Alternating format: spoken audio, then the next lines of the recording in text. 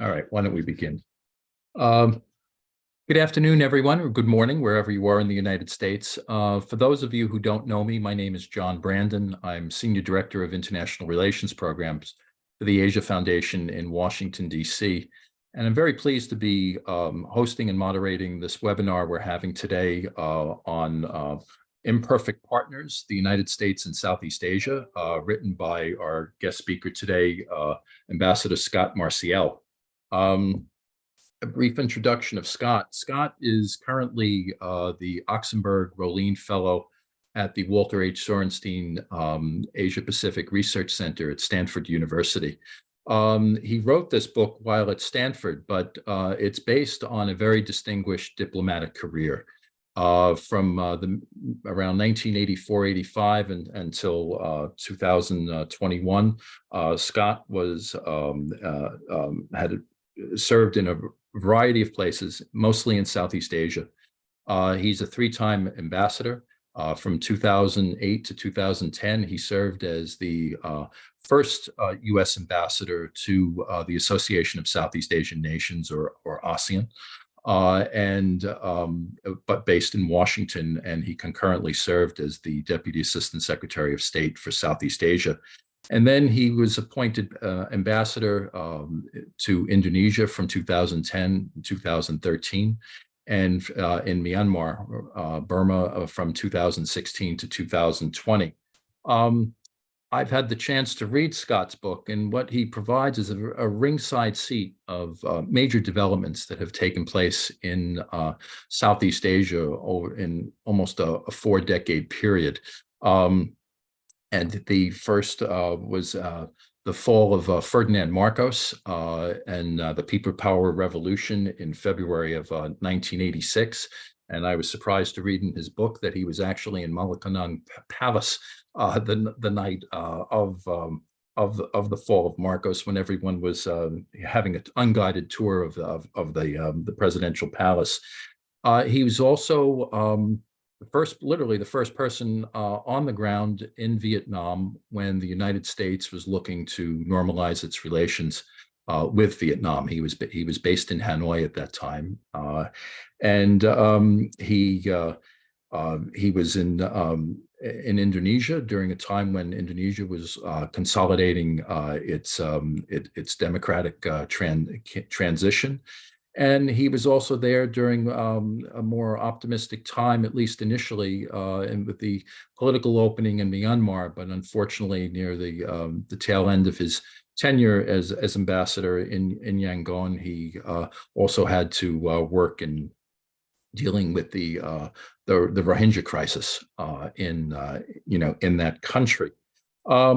What we're going to do today is to have a conversation. I will ask Scot some questions, and he'll respond, and then we will open it up to the virtual audience. And so I invite you, if you have any questions, if you would kindly ask the question in the Q&A box somewhere on your screen, and then we will ask your questions. Please do not put them in the chat box, because then they won't be seen and won't be addressed. And so we have just under an hour, and so why don't we now move on to it. Welcome, Scot. Thank you very much for doing this. Congratulations on your new book. And let me start it off with, what behooved you to write this book? What do you think are the most important takeaways that the readers should learn from your book? Well, first, John, thanks so much for doing this. Thanks also to Asia Foundation for hosting it. What behooved me to write this book? That's a really good question. When I left Myanmar, I came to the Shorenstein Center here at Stanford and was asked or suggested to me that I write a book about my experience. So I thought about it, and I didn't want to write a travelogue or sort of a personal memoir. I wanted to write something that I hoped would fill at least some of the gap in understanding of U.S. Southeast Asian relations. As you know, there's not enough written on that issue or on the region as a whole. So I spent the next year really writing about kind of partly my experience, but also doing a lot of research to look at key U.S. relationships in Southeast Asia. In terms of takeaways, I'd start with three key points that I think, maybe not takeaways, but three key elements. One is just how important Southeast Asia is and how it really is important to be seen as a separate important region, not just as a corollary of China policy and these sorts of things. Second, again, is to remind everybody of the incredible diversity of Southeast Asia, which is an asset, but also makes it complicated. And so when you talk about U.S. and Southeast Asia, it's not one relationship, obviously, it's a series of relationships. And third, I found it very important and continue to believe it's very important for people to understand the history, not necessarily the ancient history, although that's useful, but at least the recent history. So when we're looking at, for example, current developments between the United States and the Philippines or Vietnam or the situation in Myanmar, we don't just look at it as it is right now, but understanding how it got to this point. With that, I think the key takeaways from the book are, first, based on the title, Imperfect Partners, that the United States has had important and good, productive relationships with most of Southeast Asia and with the region as a whole, but it's been imperfect. There's been disappointments and continue to be disappointments on both sides. The U.S. has tended to be disappointed about the lack of progress on democracy and human rights, and more recently about the region's inability or unwillingness to, quote, stand up to China. And I think in the region, although it varies, there's been disappointment with the U.S. tendency to engage and then not engage. The U.S. practice sometimes of lecturing and, in their view, kind of hectoring them on human rights and democracy. And more recently, with what's seen in the region as excessive U.S. focus on China in its conversations with Southeast Asia. But with that, another key takeaway is after the Cold War, the Vietnam War, we had a strategic prism through which we looked at Southeast Asia. After the Cold War, that strategic prism disappeared. And what that meant is that U.S. officials, I think for the most part, myself included, often struggled like, how do we engage with Southeast Asia, right? There's 11 countries, 10 ASEAN members, ASEAN itself. You can't really expect the president or secretary of state to be visiting all of them all the time. And because of the diversity, you can't go to one place to get the answer of what Southeast Asia thinks. And that's presented some challenges. You combine that with what I would say episodic engagement, where the U.S. would get distracted and not pay much attention, then it would come back if there was a crisis or perhaps an opportunity. And you had in the region, I think, a sense for the next 20, 25 years after the Cold War, not sure if the U.S. was really committed to the region long term, and that's certainly a big problem. And during that period, also our alliances with Thailand and the Philippines, which had been so critical during the Vietnam War and the Cold War, they somewhat wavered. It was not clear, what their purpose was. What's the alliance all about? And so those alliances lost a little bit of their direction. During that same period, you had what I would call the Vietnam exception. When we not only normalized relations with Vietnam, but enjoyed pretty dramatic improvement in those relations from the mid-90s, really until the present day. And, while the U.S. would get distracted and engage episodically, the engagement with Vietnam was pretty steady and led to, I think, a very consistent improvement and broadening of the relationship over time. And I think there's lessons to be learned from that. One, the Vietnamese did a really good job of making sure that we stayed engaged. They were very active on their own side. Two, the trade relationship really took off and in many ways led the relationship forward to the point that now Vietnam is our 13th largest trading partner and largest trading partner in ASEAN. And third, we had some irritants like human rights, U.S. concerns about Vietnam's human rights record. Vietnam had its own concerns, but we didn't, neither side let those concerns define the relationship. So we were able to move ahead despite some disagreements. And I think that's a really important lesson. Another takeaway from the book is China's rise. China's rise has re-injected that strategic element that had been missing in U.S. view of Southeast Asia for so long. And in some ways, that's been very helpful because it's given some focus. But the United States has continued to engage episodically despite that.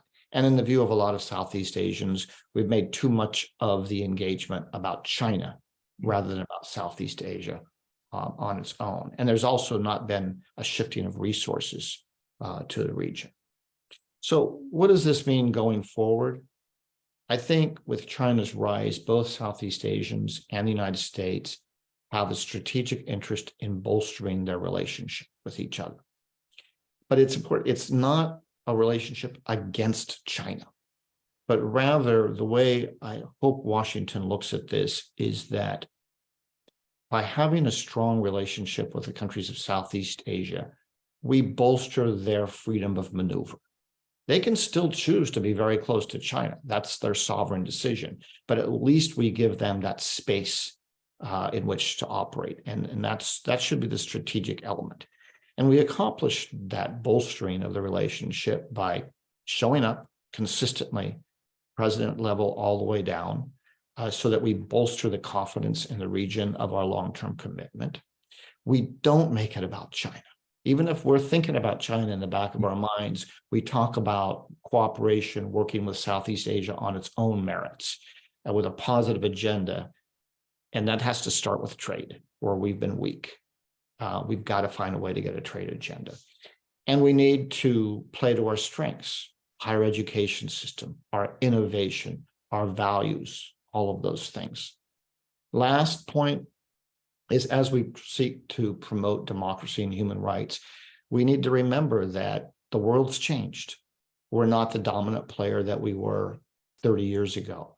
And we have to approach with more nuance, and I would argue a less punitive approach when things go south. I'll stop there.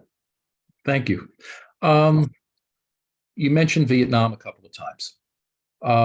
Let me sort of dig a little bit deeper with that. You talked about the challenges for Vietnam and the United States to reconcile. You were the first one on the ground and helping to establish an embassy in Hanoi.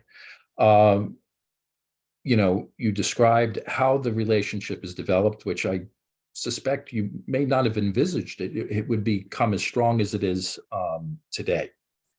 But at the same time, Secretary of State Blinken was recently in Hanoi, and wanting to improve relations. And we have, I guess, for about the last decade or so, we've had this comprehensive partnership with Vietnam, and there's talk about should there be a comprehensive strategic partnership. But that comes, Vietnam has to weigh that carefully. In that, okay, if they do that, how will China respond? And I mean, there's always been challenges in China-Vietnamese relations for the last 2,000 years, and so going back in history, how do you think the relationship should be further improved, whether it's a comprehensive partnership or a comprehensive strategic partnership? Yeah, personally, I think sometimes that potential shift from comprehensive to strategic partnership, I think sometimes it's overstated in its significance. I think it would have some value. If nothing else, it gives a green light to all of the officials working under the leaders that enhancing cooperation has been blessed at the top. And so that has some value. But it's not as if the relationship somehow magically changes overnight because you announce one of these new partnerships. I think, the Vietnamese like all the rest of Southeast Asia, need to maintain good relations with China and will try to avoid things that annoy China unnecessarily. And we should respect that. And the Vietnamese are perfectly able to tell us when they're not ready or able to take another step in the relationship. I think what we've seen, though, in this relationship, as I mentioned, the economic side has really taken off over the last 30 years, but it's also broadened to encompass so many other areas: education, health cooperation. We continue to work on sort of legacy of war issues, helping them deal with the Agent Orange that we spray, the hot spots, those sorts of things, many other areas. So I think there's a lot of room for continued progress in the relationship, whether it's under a comprehensive or a strategic partnership. And I think it's important not to overreact when, the General Secretary of the Communist Party goes to Beijing and says good things. That's to be expected. There's rumor that he may come to Washington this summer. I think that would be a positive step. But it's important for the U.S. to remember that while this relationship continues to grow, there's a ceiling.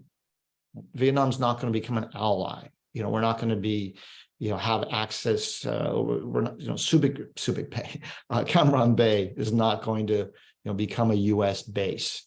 So we've got to be realistic about it, but that still leaves a lot of room for growth. Yeah. In your chapter on ASEAN, I thought you made a very important point in your book and saying that the terms ASEAN and Southeast Asia are used interchangeably. How should U.S. policymakers interpret these terms that would lend them to have a better understanding of ASEAN as an institution and Southeast Asia as a region?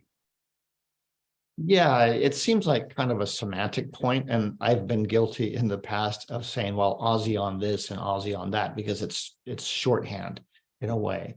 But as you know, ASEAN as an institution has an important but limited role. The member states have chosen not to give up a lot of their sovereignty to make this a supranational organization. It is rather an institution that brings the 10 member states together to talk about issues. And in that sense, it's been very useful, but it is limited. You can't go to ASEAN, the institution in Jakarta, and with all due respect to the Secretary General of ASEAN, you can't go to that person and hear what Southeast Asia thinks.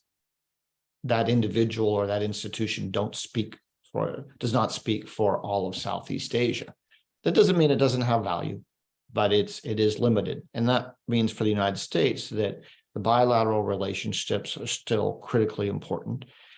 That's where most of the work is going to be done in terms of building the bilateral relationships. But the ASEAN summits are also critically important, both to demonstrate the U.S. commitment to the region as a whole, but also because there's such great opportunities to meet all the ASEAN leaders as well as many others from outside the region. So it's important to keep in mind what ASEAN is and what it isn't. And last point I would make, there's often frustration, sometimes within the ASEAN region itself and in Washington, that ASEAN doesn't take a stronger stance, whether it's on the South China Sea or maybe in the Myanmar crisis. And I've been frustrated by that sometimes too. But that's how ASEAN is set up, with consensus-based decision-making, and getting 10 countries to agree on anything is very difficult, but also this commitment not to interfere in the domestic affairs of others. You can like it or not, but that's what ASEAN is. And so trying to work with ASEAN while being aware of its limitations is key. United States policy towards Southeast Asia has been described as a three-legged stool, and one stool being security, another being economics and trade, and the third being people-to-people ties. But if there's a short leg to this stool, and you alluded to that in your initial remarks, that it's the economic leg. What do you think the United States needs to do to up its game economically in the region? And how difficult would this be when both Democrats and Republicans currently view trade as a four-letter word when we all know it's five? Very good question, very important question. First, I think to some extent, the decline of U.S. economic influence in Southeast Asia has been somewhat overstated in the sense that China is by far the largest trading partner for the region. But as a market, the U.S. is just behind China as a market for Southeast Asian products. So the U.S. is still a very important trading partner, and it's still the largest source of foreign direct investment in the region. So that's important. I think the trouble is the trend lines. As the region has been engaging in more and more free trade agreements, including with China, Japan, Korea, etc. The United States, for its part, has not participated and pulled out of the Trans-Pacific Partnership. So the trend lines are very negative. And then the United States has not been able to come up with anything substantive yet to really compete with the Belt and Road Initiative. So those are two challenges for us. On the trade side, you're right, it's a real problem politically. I would say it about as bluntly as you can say it. We got to figure this out, because saying our domestic politics don't allow us to do trade might be true, but it's kind of a useless excuse in the region. They're not going to say, oh, well, in that case, we'll just pretend that you're still doing all these things. So if we want to maintain our influence, we need to find a way to move ahead. If it's not a traditional trade agreement, then we've got to find a way to put meat on the bones of the Indo-Pacific Economic Framework. I know people are working at that, but in the end, you've got to have substance. And if we can't come up with substance, we're going to lose influence. It's as simple as that. I think a significant element, if there's to be, any substance is to be given to IPEF, I know it's a work in progress, so we don't know what the final result will be, is that I think the ASEAN countries are looking at what is the ability of their country to have market access, to the United States. And I think if there isn't that element there, I think it's a more heavier lift for the United States to say that it's more engaged in the region. Let me, before we turn it over to our virtual audience, in your last chapter, where you give, you talk about what the United States needs to do. You wrote passionately about the need to engage the next generation of leaders by saying, and I am quoting, bringing Southeast Asian students to U.S. universities needs to be a major element of our strategy going forward. But at a time when universities, particularly state-run universities, are experiencing significant budget crunches due to cutbacks and lower enrollment, how should the U.S. government, American colleges and universities, and perhaps the private sector collaborate together to provide scholarship assistance to promising Southeast Asians from all walks of life? Yeah, it's a great question, John. I think there's a couple of things we can do.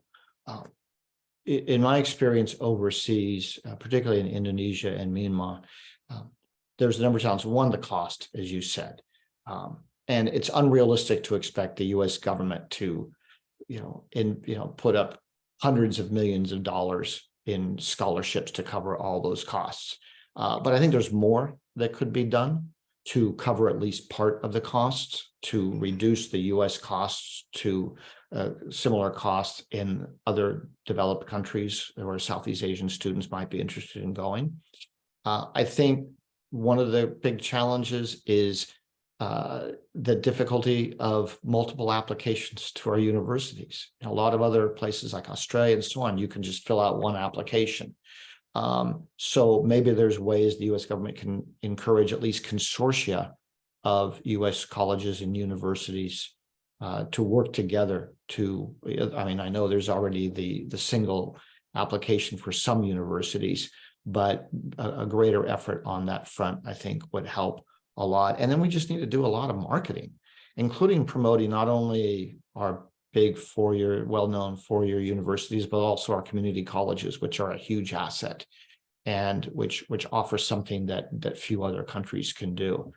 But it's important to invest the energy and the money in this, because what I've seen is the people who come to study in the United States, A, get a good education that allows them to go back and contribute, but B, for the most part, remain friends of the United States for life. Doesn't mean they're always going to agree with us. They're still loyal to their homeland, but those, you need friends, and you need as many friends as you can get, and that's a great way to do it. There was a program that preceded YSEALI. It was called the Southeast Asia Young Leaders Program. I think it still exists, but I think it tends to be confused.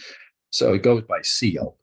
And Northern Illinois University, where I went to grad school, had a program, and the former president said, if any of you apply and you get accepted, we'll give you a full ride, 4-year tuition-free scholarship as long as you keep above a particular GPA. It's great, you can get the scholarship, but I guess it depends on what your means are. If you don't have the airfare to fly here and the ability to live here, but some people have done it, and people from Myanmar, as well as Cambodia, Laos, the Philippines, and actually 2 of those students became Lincoln Laureates, which are considered the top undergraduates in the whole College of Liberal Arts in the school. It's about 15,000 people.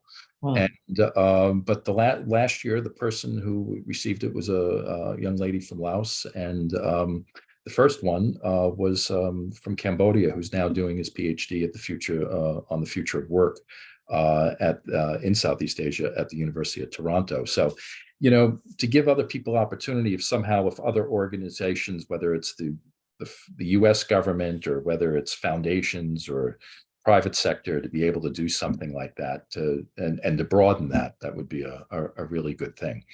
Well, it seems like we got quite a number of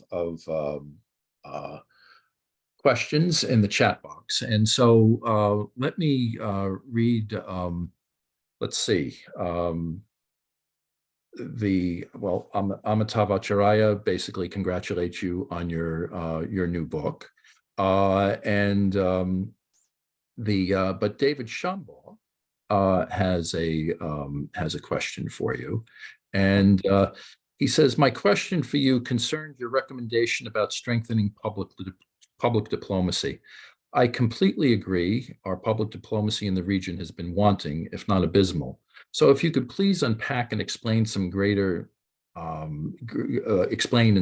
detail the substance of what you think we should emphasize in our regional public diplomacy to better describe and what we're trying to do in the region generally. And what should our public diplomacy say, if anything, about China? Should American public diplomacy call attention to China? I will. So Scott, say good. Thank you for your question. Okay. Yeah. Thank you, David. That's a good question. I think there's a lot more that we can be doing on the public diplomacy front. We're still operating largely with the staffing that we had before social media exploded. And social media is something that our public diplomacy teams and our embassies as a whole use a lot. But it takes more resources to keep up with it and to be on it constantly. And then at the same time, in my experience, sometimes the shift to focus on social media, while essential, has meant that we've kind of wandered away from more traditional media like TV and radio, which are still really important in a lot of countries. So we need more resources, more people, first of all. I think in terms of content, a lot of our public diplomacy rightly is talking about what are we doing in this country? What's USA doing? What's US policy, making sure people understand what we're doing and what we're not doing. What the US private sector is doing. I think that's very important. I'm not a big believer that we should be using our public diplomacy in Southeast Asia to talk about China. In my experience, people in the region are very aware of China, both the good and the bad, and don't really want to hear from the US. It doesn't mean we would never raise it, but I don't think it should be a major topic. One thing I think we could do a better job of is talking in individual countries through our public diplomacy programs about what we're doing in Southeast Asia. not just what we're doing in that particular country, but what we're doing in the region as a whole. That seems to be a gap that isn't really filled. But fundamentally, it requires more staff and more people, and I would say more training, including for our ambassadors, so that we can keep up with all the changes. And I'll give one specific example. In Indonesia, which is a great place to do public diplomacy, and a very, in my view, a very open-minded population that's interested in hearing. Russian disinformation on the Ukraine war has been extremely effective. And what I understand is that they've been very effective with short, high-quality videos that are on YouTube. And it's had quite a bit of impact. We don't do that very much. I'm not saying we do disinformation. I'm talking about the medium. I think we could do a lot more with short videos and again, taking advantage of all the platforms that are out there. But again, it's going to take more of an emphasis and more money. Our next question comes from Ann Richard. She says, Scott, can you discuss what can be done to protect the Rohingya? What has the U.S. done right and wrong in tackling this challenge? Hi, Ann. Wow. What has the U.S. done right and wrong? I think, first off, it's obviously been a horrific situation for the Rohingya community for a long time. And this didn't just suddenly start out of nowhere in 2016, 2017. It goes way back. I remember making presentations to governments in the region about treatment of the Rohingya back in 2006, 7, 8, where they faced in Myanmar a gradual loss of rights that led to an almost apartheid-like situation. I think the United States, certainly under my predecessor, Derek Mitchell, as going back to like 2012, 13, 14, and when I was there, spent a lot of time and effort trying to convince the authorities to improve treatment and of the Rohingya community. I can't say we were very successful, but there was certainly a lot of effort. The situation now is, I mean, you've got two elements, right? You've got the roughly 1 million people or so mostly in refugee camps in Bangladesh, where there's pressure, I believe, on the Bangladeshi government. You know, it's like, how long do we have to hold on to these people? So that's a matter of working with Bangladeshi authorities and the UN to do everything possible to create the best possible circumstances for those people. And you know that issue much better than I do. Inside Myanmar, you've still got probably 400,000, 500,000, 600,000 Rohingya, mostly still in Rakhine State. At least that's how many were there when I left in 2020, and I don't think the numbers have changed dramatically. Still living in those really bad conditions. As long as this military junta is in power, there's no hope. I mean, these were the guys who carried out the military operation against the Rohingya, and not only vis-a-vis the Rohingya, but throughout the country have shown absolutely no interest in providing people's rights or protecting them. In fact, they have been tremendously horrific offenders of human rights. So I don't see any prospects for the conditions improving for the Rohingya that would allow a return of the Rohingya as long as this military junta is in power. And it's just appalling that the Chinese authorities are talking to the Bangladeshis and the Myanmar junta about trying to return some people. There's just absolutely should not be happening. So you got to have change inside Myanmar. You got to get rid of this military.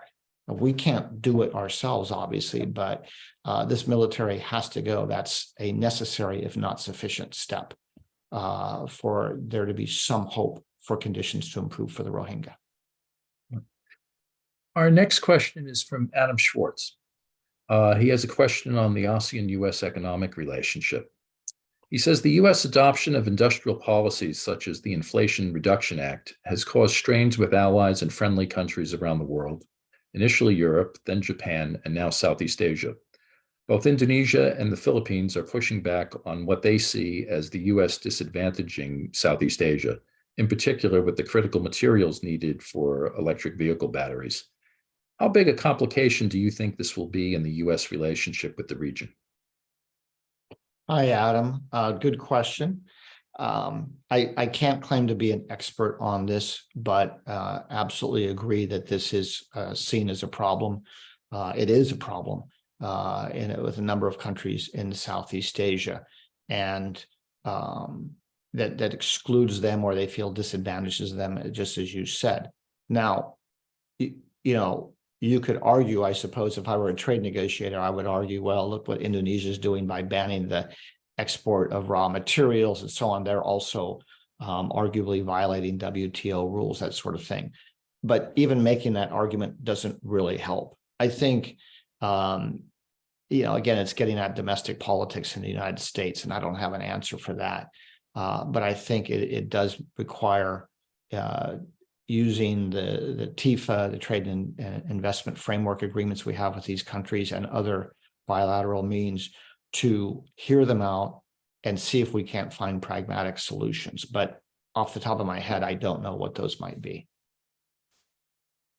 Elena Kalenda from the Henry Luce Foundation said on a recent trip of hers to Southeast Asia, she heard that the U.S. higher education is still the gold standard, but students and their families are increasingly fearful of coming to the States because of gun violence and anti-Asian hate.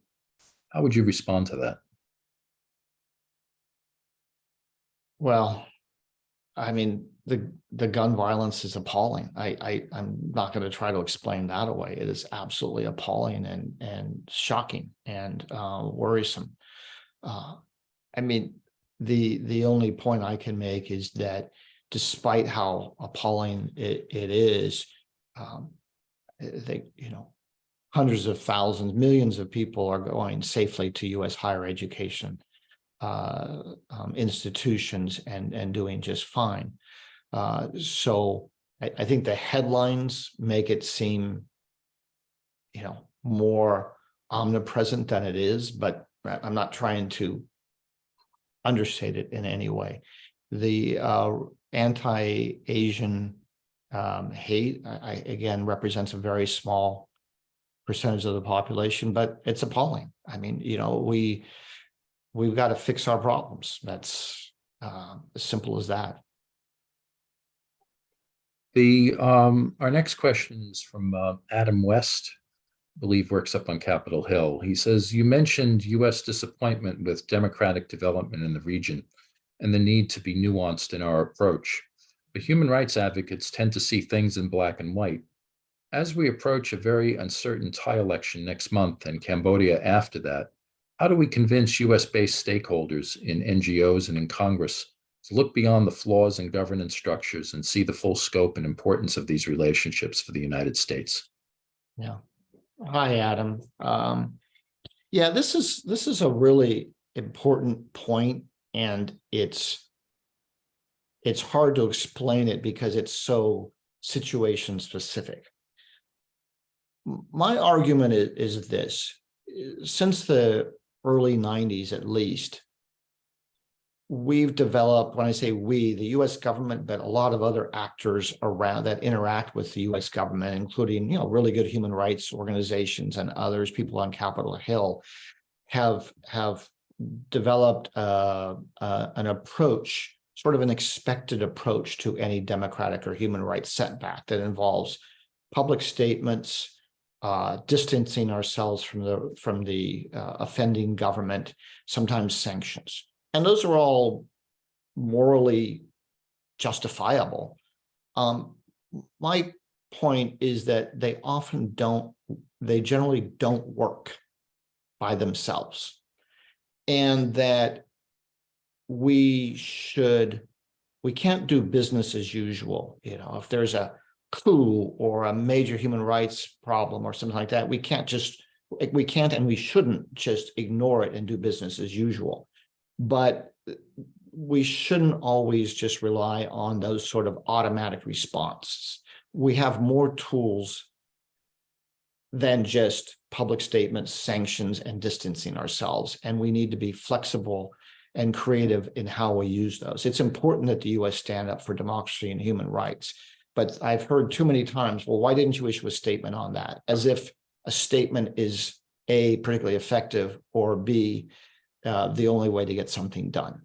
And so I think we need to recognize that it's not 1991 anymore.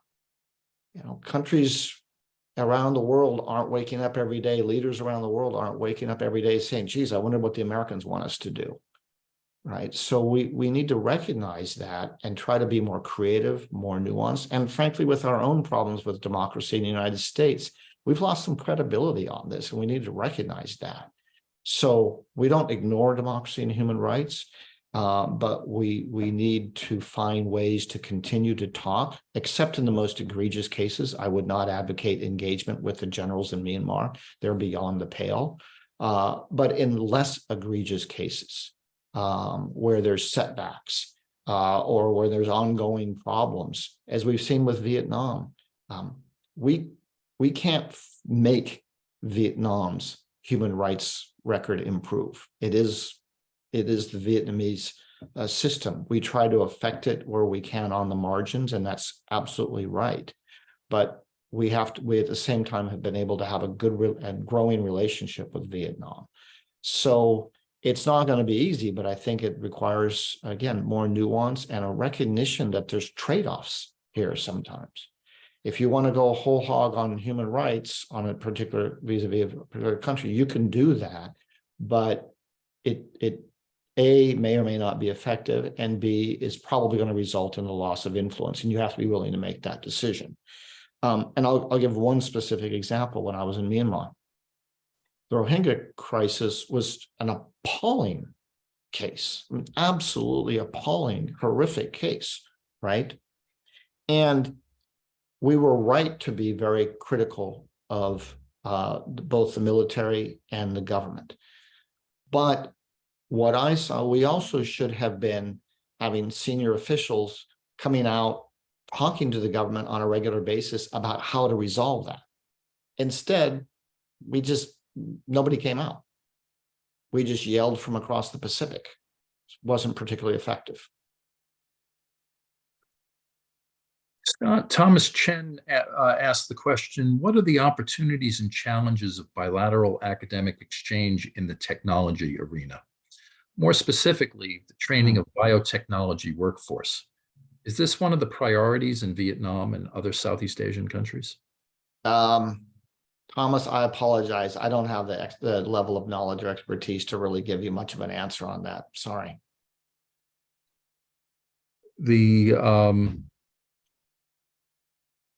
Another question is asked, could you share some insights in how ASEAN countries like the Philippines and Vietnam can protect their sovereignty in their offshore waters, EEZs in the parlance, from the Chinese? I'm wondering particularly what the Vietnamese and Filipinos can do to develop their sovereign energy rights without the ongoing Chinese military intimidation. Yeah, well, those countries, and we have been grappling with this issue for well over a decade now, and there's no easy answer.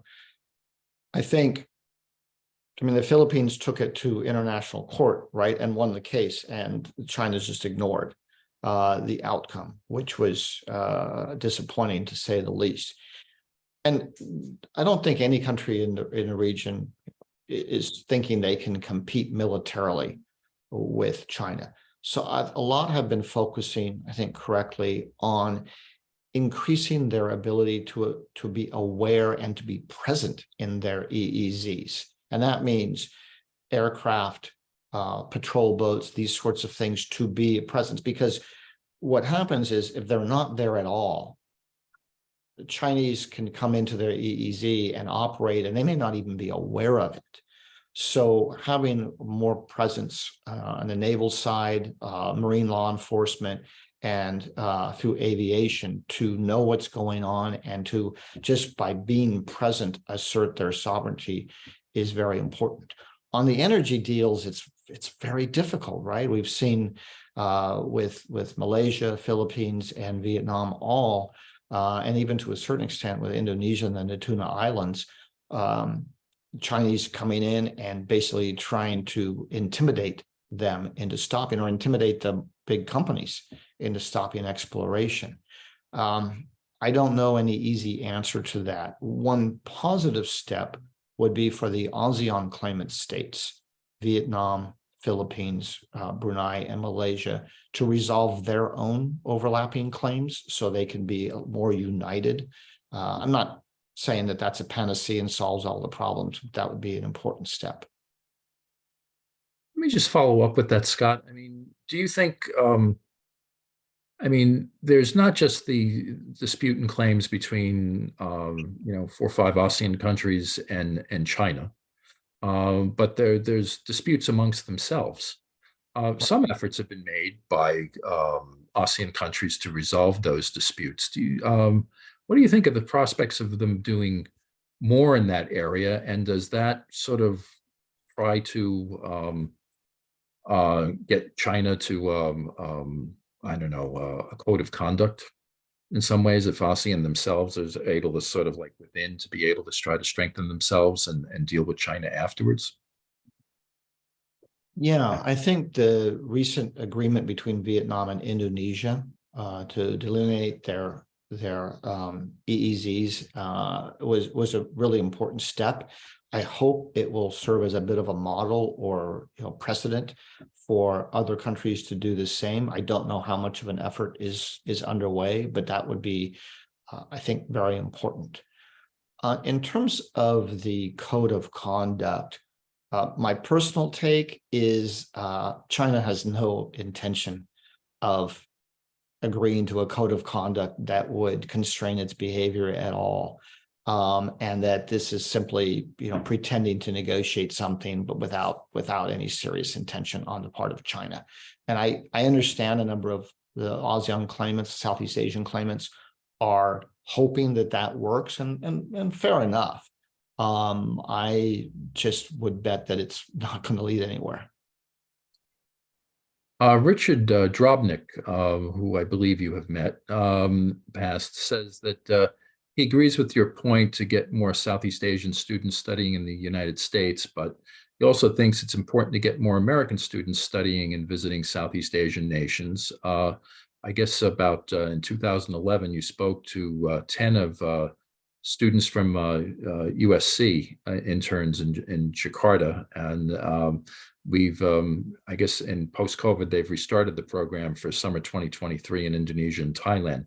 Can you suggest other things for the United States government to do to encourage other U.S. universities to do this also? Yeah, I mean, to be honest, I'm not sure this is something for the United States government to do. I mean, I'm certainly not averse to U.S. officials encouraging it, but I think it goes to the broader issue of the severe weakness of Southeast Asian studies in the United States, including at U.S. universities, although there's still some very good programs.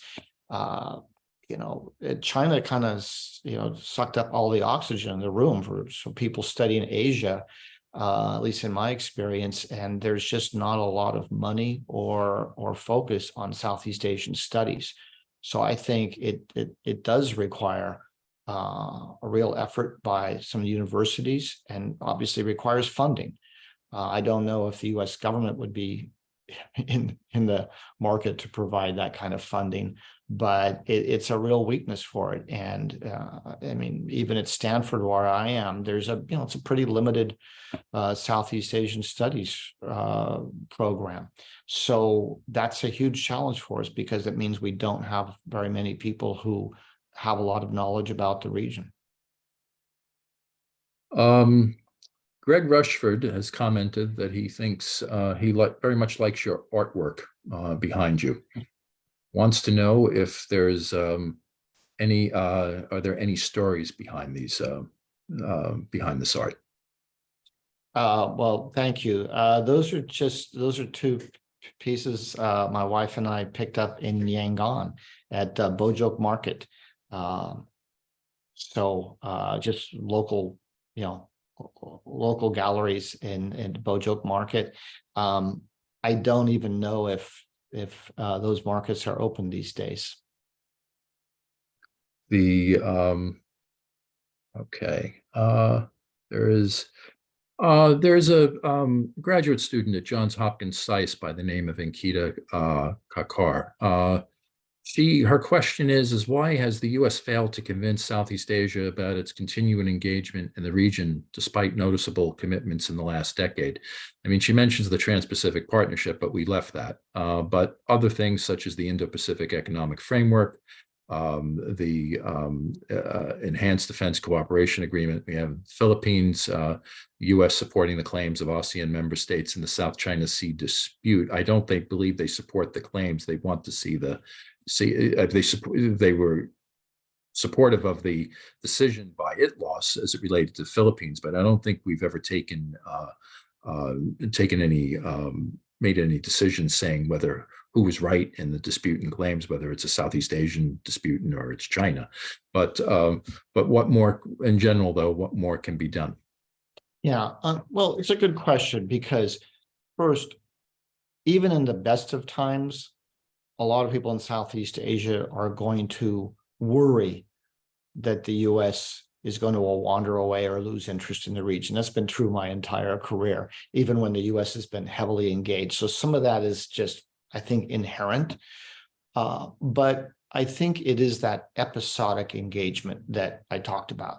And when I mean episodic engagement, I mean at the top levels, because obviously we've had embassies and so on, and programs and business and what have you all along. But, if you look at the 2000s under George W. Bush, other than some focus on Southeast Asia when there was concern about terrorism, Southeast Asia becoming the second front in the war on terror, and a little bit of focus on Burma because of human rights and the Burma lobby, and some in Vietnam. It was pretty episodic engagement. We didn't always show up at the ASEAN meetings. Then under President Obama, you had the pivot or the rebalance or whatever you want to call it, where at the senior levels, we did really show up for several years and had the first U.S. ASEAN leaders meetings and these sorts of things. And that began to bolster confidence in the region to some extent in the U.S. commitment, although people noticed the lack of resources that accompanied that rebalance. But then under the Trump administration, the president didn't show up at those meetings, annual meetings. He just didn't go. And you pay a high price for that. I mean, the meetings themselves may not be all that substantive, but if you say, we think this region's really important, we're really committed to it, but we can't be bothered to show up once a year, and then that happens 2 or 3 times in a row, people begin to doubt. Then you combine it with pulling out of TPP. And now, again, under the Biden administration, there's been more engagement. And I think a question on a lot of people's minds in Southeast Asia is, okay, what happens after 2024? And so you've got to keep showing up, and it's not just showing up, but showing up is essential. Showing up, engaging, and as I said earlier, finding some way to get the trade and economic peace strengthened. Our last question will come from Barbara Wiesel. She thanks you for your thoughtful and insightful remarks, and she agrees with all of your conclusions. Do you have thoughts on what else the United States government could be doing on the economic front in ASEAN, or is it better to focus by? Sorry, could you repeat that last part? Better to focus? Sure. Basically, should the U.S. be what should the U.S. be doing on the economic front, looking at ASEAN? Or is it better to just focus bilaterally or in IPEF, which has some members of ASEAN, but not all? Yeah. Hi, Barbara. Thanks. Barbara should really answer this question. She knows it better than I do. But I think, continuing to support ASEAN's own efforts to promote economic integration within the bloc, on things like customs clearances and reducing trade barriers, that sort of thing, with some technical assistance, I think is very useful. At some point, a U.S. ASEAN free trade agreement would be great, but I think we're really far away from that on our side, and probably on the ASEAN side as well. So for me, it's mostly about working on the bilateral side, trying to find some way to get a trade agreement going, and or putting meat on the bones of IPEF. And then I think there's also more that we can do on the infrastructure front, which is really important, as you know, for a lot of Southeast Asian countries. We're not going to compete with BRI. We're not going to we just don't do that kind of thing. But I do think that the U.S. government can make a more concerted effort to working closely with the business sector and using the Development Finance Corporation and similar agencies to really make a push for key investments in certain strategic infrastructure projects where we think we have a comparative advantage and where our companies are interested. And then more specifically, we've just announced this $20 billion G7 Indonesia Just Energy Transition Partnership. There's a similar one with Vietnam, although we're not as much in the lead on that one, that would help these countries and support these countries moving away from coal to cleaner energy. So it's a climate focused thing, but also involves a lot of business. Moving forward and putting really making these things work as much as we can do. Obviously, you have to have the Indonesians and Vietnamese doing their part, would be a huge way for us to re-engage on the economic and energy side in a very positive way, and also would bring some commercial opportunities. So there's some real opportunities here for us. But again, it's about translating our rhetoric into real action. Scott, there's one other question that I've seen here. And I thought, since we haven't really focused on it very specifically, but the Vikram Nehru at Johns Hopkins SAIS asked, what are the big contemporary challenges in U.S.-Philippine relations? Short question, but I know it's an involved answer, but any thoughts you might have on that before we conclude? Yeah, thanks, Vikram. I think the relationship under President Bongbong Marcos, I wouldn't have expected this when I was there in 1986, but it is what it is, has developed pretty well. On the security side with enhanced defense cooperation agreement. And now, I guess with President Marcos coming to the White House shortly, I would say, there's always human rights concerns, and trying to address those is important. I would say the biggest challenges are not on the security side, but rather broadening and deepening the economic engagement. It's not a strength of the relationship.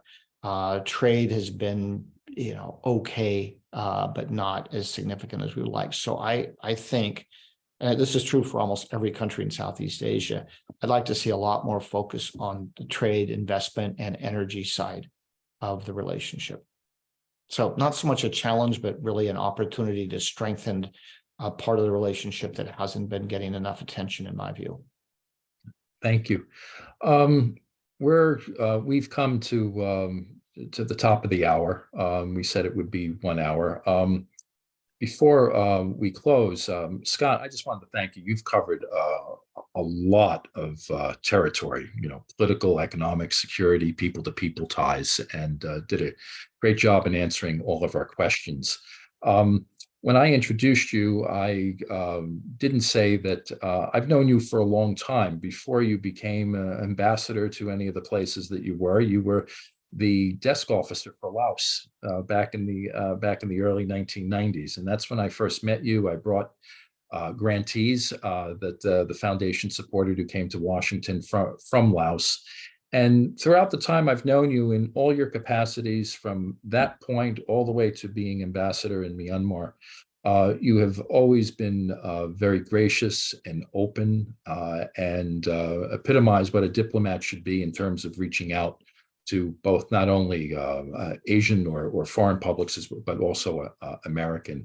And clearly you're continuing to do that in your capacity at Stanford. And I just wanted to express my appreciation of that and to thank you. And with that, we will conclude. And Scott, good luck with the rest of your book. There is a link to it, I believe, that we have in the chat box. And so it's an excellent read. So do read Imperfect Partners by Scot Marciel. Scott, thank you very much. Great to see you. Thank you. Thank you very much. Really appreciate it, John. Take care. Have a Take good care. day, everyone. Bye-bye.